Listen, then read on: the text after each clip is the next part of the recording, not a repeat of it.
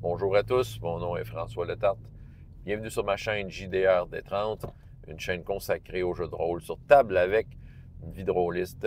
Ça va être mon retour sur le festival Draconis 2025 qui se déroulait au Cégep du Vieux-Montréal le 17, 18, 19 octobre 2025. Donc, la version en présentiel, évidemment. Je vais faire un retour là-dessus. Ça va se faire en 2 vidéos, mon truc, parce que je vais faire le prochain bilan jeu de rôle jeunesse qui va être présenté sur ma chaîne sera mon retour sur mes parties jeunesse que j'ai fait, parce que oui, j'en ai fait 6. Hero Kids, principalement Sodalitas. Puis, mais je pense que je vais être capable de faire un peu mon impression générale en une seule vidéo. Donc, aujourd'hui, je vais plus parler du festival, mon expérience, une grosse fin de semaine. Je vais commencer ça sans plus tarder avec mes remerciements que je fais à chaque fois. Écoutez, merci à l'équipe du festival Draconis qui, comme à chaque année, relève haut la main le défi de nous faire un festival bien organisé. Dire, tout était bon. Tout était bon dans l'organisation.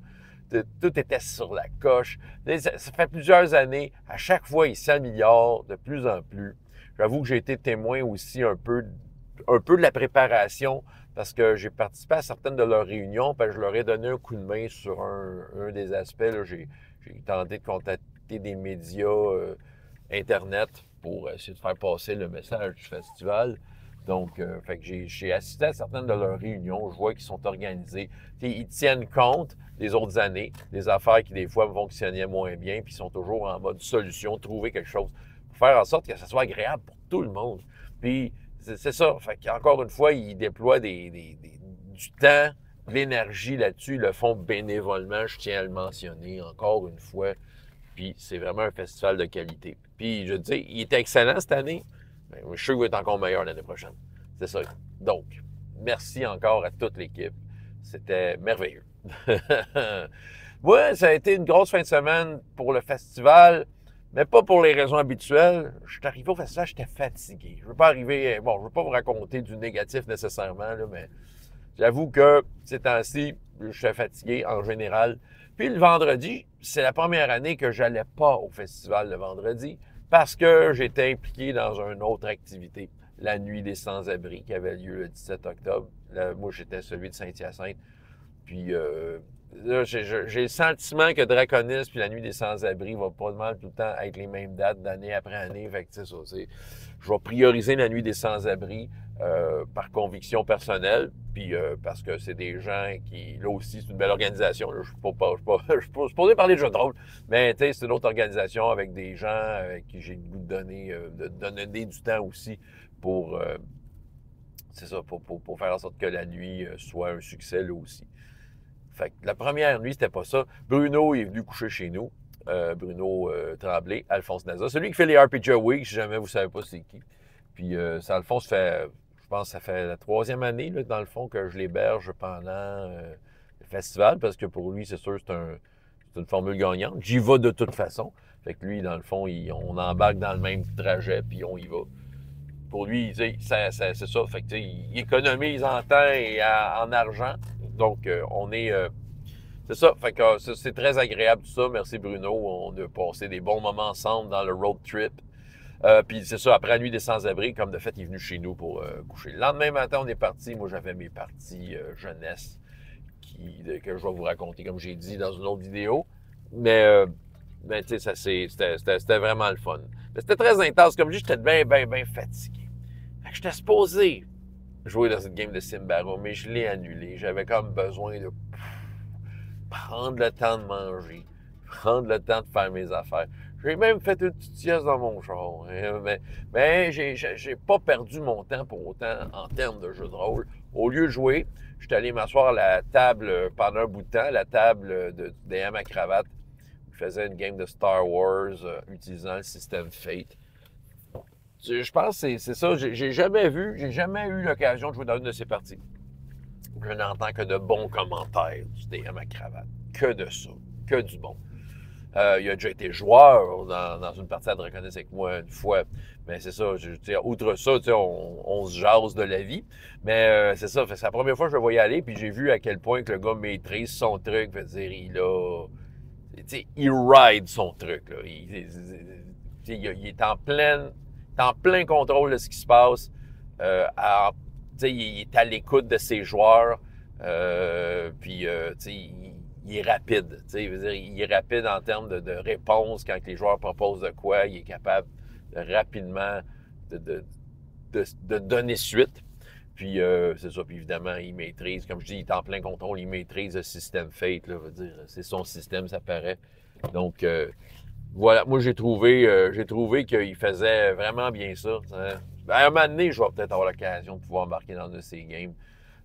Mais pour l'instant, c'est ça, j'ai juste d'assister à sa game, c'était très, très agréable. Pour moi, c'est ça qui arrive. J'ai jamais eu tant l'occasion de faire ça dans les draconistes parce que souvent, on dirait que j'ai l'urgence de m'occuper. Il y a des années où j'offrais des games à chacune des plages horaires. Si c'était pas le cas, ben, je m'embarquais comme joueur dans une game.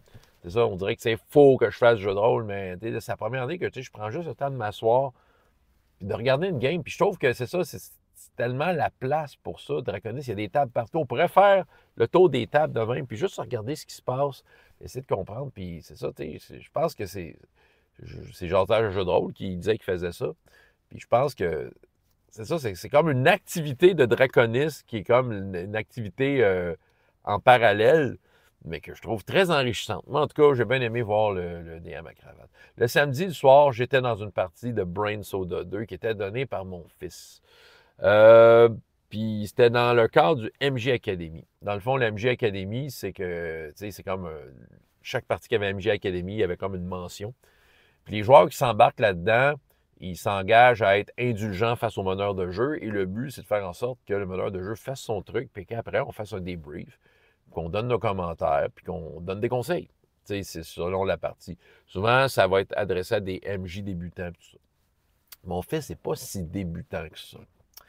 Mais bon, il y a des choses à apprendre comme tout le monde, mais je pense qu'il a voulu faire une MJ Academy pour avoir justement des feedbacks de joueurs plus confirmés. C'est sûr que mon fils n'est pas un débutant.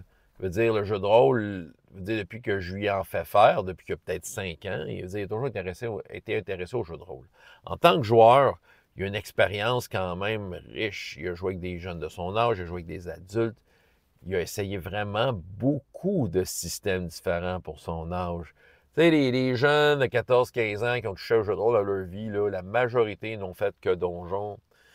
Puis mais lui, il écoute des systèmes différents, il en a fait. Là. Il a été joueur dans plein d'affaires. Et il s'est essayé souvent comme meneur de jeu. Il nous a fait du Hero Kids, du Conte de Noël, le jeu des gnomes archivistes. Là, je fais un peu j'essaie de me rappeler les jeux qu'il a fait. Il nous a fait essayer Brain Soda là, une couple d'années. Tranchon et Tracon. Il a essayé des jeux, il a fait jouer ses amis à Chroniques oubliées. C'est ça, il a essayé. Puis il a joué, je ça, avec différents types de publics. Il s'est essayé à un moment donné à Draconis, il a fait une game enfant. Ça a l'air que ça n'a pas bien été. Mais c'est ça, il a peut-être été pris au dépourvu par un peu la volatilité du genre de public. Puis il a fait jouer des adultes. C'est ça. Autrement dit, là je m'étale en exemple, mais je pense que vous avez compris que à 15 ans, c'est un rôliste quand même d'expérience. C'est ça. Fait qu'il nous a fait jouer à Brain Soda. C'est un jeu d'enquête, puis vous dire, après coup, là, un peu, en expliquant son inspiration, ça, je pense que ça faisait plus sens. Pendant qu'on le jouait, des fois, on était un peu confus, je vais vous avouer. Je vais vous expliquer pourquoi, mais c'était un mélange entre Scream et Body Snatcher. C'est ça. Donc, il y avait c'était un peu son inspiration. Puis, en fait, son scénario était bien ficelé. Je dirais que c'était un peu confus. Parce que ça tournait pas mal. C'est un scénario d'enquête. On était une gang d'ados. Puis c'est ça. Puis c'était un scénario d'enquête. La première heure a été un peu plus difficile parce que, comment je pourrais dire, les indices arrivaient vraiment au compte-gouttes. On n'avait pas grand-chose pour jouer dessus. Ça, c'est une affaire qu'on lui a expliqué d'ailleurs par après. C'est que, si tu embarques dans le scénario d'enquête, mais peu importe le scénario, s'il y a un mystère à découvrir, il faut que tu donnes de l'info aux joueurs. De dire, des difficultés vont en avoir en dehors de ça. Si la difficulté, c'est de trouver un indice qui fait avancer l'histoire, ça peut tourner en rond, c'est ça. Mais les joueurs, s'ils ont de l'info en main, ils vont se mettre dans l'action, puis ils vont se mettre dans la merde. Mais au moins, ils vont savoir sur quoi travailler. Fait que c'est ça. Fait que, tu sais, Mané, il était un peu, je pense qu'il aurait voulu rythmer ça, tu sais, nous mettre un peu de mystère. Puis il y a aussi qu'il se fiait sur des lancers de dés pour qu'on obtienne des informations.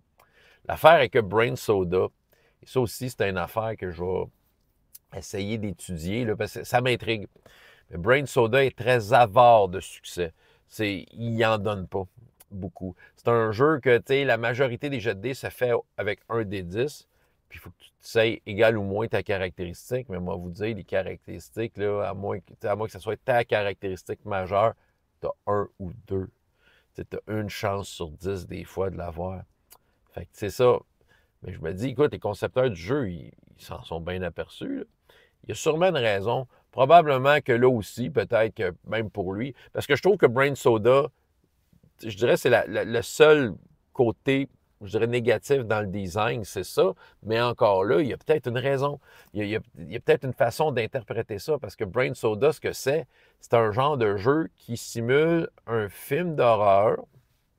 Tu vis le scénario du film d'horreur, mais tes personnages sont les acteurs qui jouent les personnages, fait que tu peux être poche. Fait que c'est peut-être ça, peut-être que c'est vraiment fait pour que tu sois poche, mais il faut quand même qu'un échec donne un résultat intéressant, autrement, parce que, bon, c'est un film d'horreur, puis tu vas te faire ramasser aussi. Donc, je pense que c'est pour faire des nanars où il se passe toutes sortes d'affaires mauvaises pour les personnages. Bref, je pense qu'il y a une mécanique intéressante. Je pense qu'il y a une question de pratique. Peut-être que c'est là aussi, dans son cas, il faudrait qu'il ose lire peut-être un peu plus profondément sur l'interprétation d'un succès et d'un échec de ce jeu-là pour essayer de booster le truc. Parce qu'il y a vraiment des concepts intéressants dans ce jeu-là. Juste la prémisse, elle est très drôle. Puis, tu sais, tu as des comme points que tu peux dépenser pour t'aider. Tu peux comme un peu jouer sur des scènes en dépensant un certain nombre de points. Le système de compétences est drôle. C'est ça, tu peux quand même mettre des noms, tout ça, puis tu as comme des moves, des trucs spéciaux que tu peux faire, des moves surprises. Ah! Puis tu peux faire des revirements de situation avec des genres de capacités que tu as pour la partie. Mettons que tu joues plusieurs parties avec le même personnage, je pense que tu peux changer, ça va changer là, les espèces de trucs secrets. Un peu comme si tu passerais une carte avec un pouvoir dessus et tu la jouais. Mais c'est ça, c'est parce que sinon, son scénario était bien fait. On avait vraiment une table de joueurs très solide, ce que je pense que lui a vraiment apprécié. Je pense que c'est la première fois qu'il était meneur de jeu avec une table aussi solide et des rôlistes qui sont allumés. Puis dans nos interactions, c'était drôle. On jouait des ados des années 80, les références, les niaiseries. La game a fini. C'est ça, c'était comme des policiers qui enlevaient des enfants pour les tuer parce qu'ils trouvaient qu'il y avait trop de délinquance, ça faisait pas leurs affaires. Puis les policiers étaient tous comme des genres de clones. Là. Ils les appelaient les policiers génériques. Donc, nous autres, on était une gang d'ados typiques des années 80. Moi, j'étais le sportif de la gang. Puis t'avais une fille dans le groupe, 13 années 80, puis le restant, c'était tous des gars. T'avais des nerds, des charmeurs. Bon, c'est ça, il y avait comme toute une panoplie. L'interaction, c'était drôle. Puis c'est ça, puis moi, à la fin, à un moment donné, ça tombait un peu fou parce qu'on dépensait des points pour essayer de se sortir d'une affaire. On se battait contre un gros robot, puis là, finalement, Hulk Hogan puis Mr. T sont sortis d'out of nowhere pour nous aider en faisant des passes de lutte sur le robot. Ah boy, tu sais, genre d'histoire de même. C'est ça. Il y avait une très bonne histoire. Je pense qu'en fait, ben, tu sais, lui-même, rétrospectivement, il s'en est aperçu à un moment donné qu'après une heure, écoute, la game avançait pas, puis il a comme allumé que. Tu sais, je pense que c'est ça. Ça, c'est une qualité de meneur de jeu, c'est de réaliser que, ouais, OK, ta façon de faire ne marche pas, il faut que tu changes. Il faut que tu changes. Puis des fois, il y en a qui vont comme vraiment être comme à cheval sur, ben non, il faut qu'ils trouvent les indices de la façon dont moi j'ai prévu. Mais c'est ça, des fois, tu vas tourner en rond. Mais là, c'est ça. On a tourné en rond assez longtemps pour qu'à un moment donné, ils disent non, OK, je vais commencer à vous donner des indices, parce que sinon, ça avance plus. Là, une fois qu'on avait des indices, on grouvait, là, on se promenait partout, on faisait toutes sortes de niaiseries, on voulait péter des pneus de quelqu'un, puis rentrer par effraction chez des gens, évidemment. C'est ça. Puis, en tout cas, il y a eu des scènes drôles. Là. Il y avait comme une genre de secrétaire de police qui était complètement amoureuse de l'ado charmeur du groupe. Elle n'en se pouvait plus parce qu'elle a fait un échec critique pour essayer de résister à ses charmes. Ouais, c'était pas mal le fun. All right. Le lendemain, le dimanche, toujours aussi fatigué. J'ai fait mes games d'Hero Kids de Sodalitas. Mais on s'entend, malgré la fatigue, dire j'ai comme une certaine discipline d'animateur, tu sais, veut dire, aussitôt que ça part, là, aussitôt que le show part, l'adrénaline kick, puis je veux dire, je suis complètement là, complètement alerte et disposé à faire vivre une expérience aux jeunes, aux enfants. C'est ça. J'étais supposé, encore une fois, de faire une game de Outgunned. Mais Simbarum que j'ai annulé par Outgunned, il y avait tous les deux de quoi en commun, c'était des games en anglais. Je me débrouille en anglais, mais mon cerveau fatigué, ça y tentait moins. C'est ça. Fait que même affaire, je voulais prendre le temps de manger, faire une petite sieste. Puis j'ai fait comme la veille, comme j'ai dit, je me suis assis autour d'une table, puis regardé un peu comment ça se déroulait. Puis j'étais allé voir Speedy Rose de Maxime du Bleu. Donc, parce que lui, c'est son jeu qu'il a inventé. C'est un jeu dans lequel, dans le fond, tu fais des missions, mais tu es en char, tu es en voiture. C'est ta voiture que. Toi, tu es un humain normal qui n'a pas vraiment de talent particulier ou fantastique. C'est ta voiture qui est là. Elle peut se transformer, elle peut faire toutes sortes de cascades. Je me souviens que dans ce que j'ai vu, il y avait une des voitures qui pouvait rouler à la verticale sur des murs, puis c'est ça. Fait que c'est les autos qui ont des pouvoirs spéciaux. Puis lui, il travaille vraiment avec des petites autos. Fait que pour faire montrer des situations, tout ça. Lui, il m'a dit, ah, écoute, t'as vu le bout où il se passait le plus rien de ma fin de semaine, t'es tombé là-dessus. Ben, bon, moi, ce que j'ai vu, c'était intéressant. Je sais que j'ai peut-être pas vu les parties avec les plus d'action, selon ce qu'il me dit. Mais en même temps, j'ai pu voir un peu son jeu, qui est en développement. En fait, c'est des D12 avec des étoiles. C'est ça. Puis dans le fond, c'est des dés qui... pas tant des chiffres, quoique des nombres d'étoiles, mais c'est ça qui vont te permettre de déterminer est-ce que tu réussis ton affaire ou pas, est-ce qu'il y a des complications qui viennent. Bref, c'est des dés qui donnent, de ce que j'ai compris, des nuances à ce que tu essaies de faire. Mais c'est vraiment un jeu de char. C'est ça, je trouve la prémisse très originale. Je trouve que c'est ça, c'est très... C'est ça, c'est très... je sais pas, c'est stimulant. J'aurais le goût de jouer à ça, moi. C'est ça. En fait, c'est comme bien des fois que je joue à Draconis, il y a bien des affaires que j'aimerais jouer à, mais bon, quand tu es meneur de jeu, déjà, tu te coupes des possibilités. Puis, c'est ça, après ça, tu prends ce qui reste pour au niveau des parties. Mais écoute, je pense qu'il y a du gros travail. Il croit à son jeu, puis je pense que quand ça va être officiellement sorti, là, je pense qu'on va avoir sur le marché un jeu de grande qualité. C'est ça. Il travaille fort, il fait bien ça. Moi, ce que j'ai vu, c'était très agréable. J'ai passé vraiment un bon moment à regarder sa game. Fait que moi, mon Draconis, c'est terminé. Sinon, je donnais un coup de main pour monter la salle. On s'entend, c'est des bénévoles. Puis, on peut être aussi bénévole quand on y va pour donner un coup de main. Fait que, dans le fond, placer des tables, des chaises. Être sûr que le cégep du Vieux-Montréal revienne à son aspect normal pour les élèves le lendemain.